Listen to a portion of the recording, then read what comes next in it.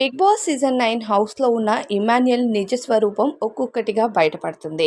అయితే ఈరోజు లైవ్లో ఓ సంఘటన జరిగింది. అదేంటి అంటే సంజన లైవ్లో ఈ వారం మొత్తం కూడా ఆమె ఇన్విజిబుల్గా ఉండాలి.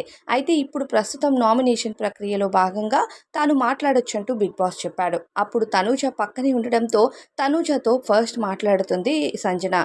ఇక నిన్న నేను నామినేషన్స్లో ఉండి లాస్ట్ వరకు ఎలిమినేషన్కి వెళ్ళాను కదా, అప్పుడు నువ్వు నా కోసం చాలా బాగా ఆలోచించావు. ఎవరిని సేవ్ చేస్తావు నీ పవర్తో అని నాగార్జున గారు అడిగితే నువ్వు నన్ను సేవ్ చేస్తానని చెప్పావు. నేను నీ విషయంలో చాలాసార్లు చాలా ఇమ్మెచ్యూర్గా మాట్లాడాను. చాలా రియాలిటీ షోలో ఉంటూ కూడా ప్రాంక్ అనుకొని పిచ్చి పిచ్చి పనులు చేశాను. అయినా సరే నువ్వు నన్ను అర్థం చేసుకొని నా మనసులో ఏది ఉండదు అని చెప్పి నన్ను సేవ్ చేస్తానని నాగార్జున గారి ముందు చెప్పావు.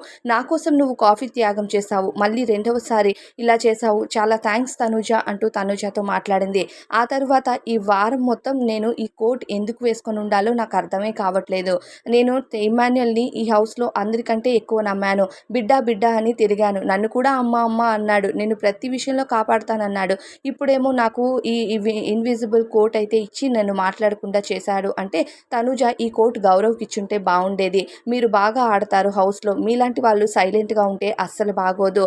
అయినా నమ్మిన వాళ్ళే వెనక ఇలా చేస్తున్నారు. ఏం చేయాలో అర్థం కావట్లేదు ఈ హౌస్లో అన్నట్టు తనుజ బాధపడుతూ ఉంటే ఇక సంజన చెప్తూ ఉంటుంది, నేను ఇమ్ముని చాలా ట్రస్ట్ చేశాను.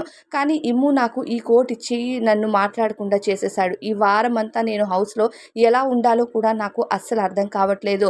అమ్మ అమ్మ అంటుంటే నన్ను ముందుకు బాగా నడిపిస్తాడనుకుంటే ఇలా చేశాడు అంటూ సంజన ఇమ్మాన్యుయల్ కోసం బాధపడుతూ ఉంటుంది. అలానే తనుజని తనకు తెలిసినట్టుగా పొగుడుతూ నువ్వు నా విషయంలో ప్రతిసారి కూడా నన్ను కాపాడాలి అనుకుంటున్నావు.